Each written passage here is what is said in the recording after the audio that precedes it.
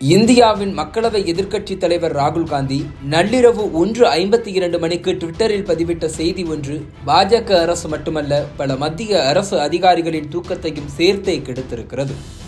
நாடாளுமன்ற தேர்தல் முடிவுகளுக்கு பிறகு 99 தொகுதிகளை வென்று 10 ஆண்டுகளுக்கு பிறகு மக்களவையில் எதிர்க்கட்சி அந்தஸ்தை பெற்றிருக்கிறது காங்கிரஸ் கட்சி.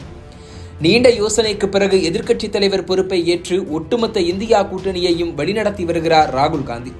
ஜூன் மாதம் நடந்த மக்களவை கூட்டத்தின் குடியரசுத் தலைவர் உரை மீதான நன்றி தெரிவிக்கும் தீர்மானத்தின் போதே ராகுல் காந்தி பல சர்ச்சைகளை கிளப்பியிருந்தார்.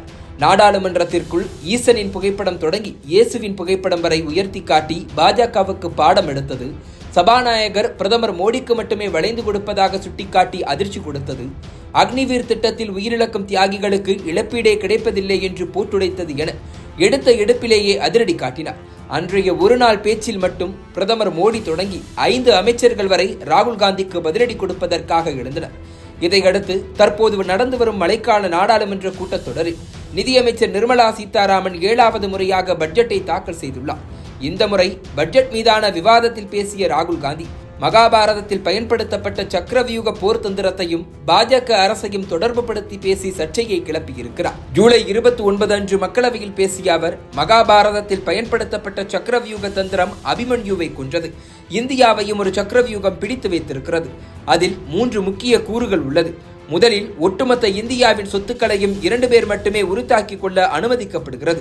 இரண்டாவது அமலாக்கத்துறை, சிபிஐ மற்றும் வருமான வரித்துறை போன்ற விசாரணை அமைப்புகள். மூன்றாவது இந்திய அரசு நிர்வாகம். இவை 3ம் சேர்ந்து இந்தியாவை அழித்து வருகின்றன என ஆக்ரோஷமாக பேசினார். இடையில் அம்பானி, அதானி என தொழிலதிபர்களின் பெயரையும் ராகுல் பயன்படுத்தியதால் ஒட்டுமொத்த மக்களவையும் அமளியால் அல்லோலப்பட்டது. இதேபோல பாஜக அரசில் ஒடுக்கப்பட்ட மக்கள் ஓரம் கட்டப்படுவதாக குற்றம் சாட்டியவர் நிதியமைச்சர் நிர்மலா சீதாராமனின் அல்வா தயாரிக்கும் நிகழ்ச்சியில் கூட பிற்படுத்தப்பட்ட பட்டியலின மக்களுக்கு இடம் இல்லை என சுட்டிக்காட்டினார். இந்தியா கூட்டணி ஆட்சிக்கு வரும்போது சாதிவாரி கணக்கெடுப்பு நடத்தப்படும் என உறுதியளித்தார். இதற்கு பதிலடி கொடுத்த பாஜக எம்பி அனுராக் தாக்கூர், தன் சாதி என்ன என்று தெரியாதவர் சாதிவாரி கணக்கெடுப்பு கேட்பதாக பேசி சர்ச்சையை மேலும் எண்ணெயூற்றி வளர்த்தெடுத்தார். அந்த சர்ச்சை பேச்சை ட்விட்டரில் பகிர்ந்த பிரதமர் மோடி, எல்லோரும் கேட்க வேண்டிய பேச்சு என குறிப்பிட்டதால் கொந்தளித்து போன காங்கிரஸ் பிரதமருக்கே உரிமை மீறல் நோட்டீஸ் அனுப்பியிருக்கிறது.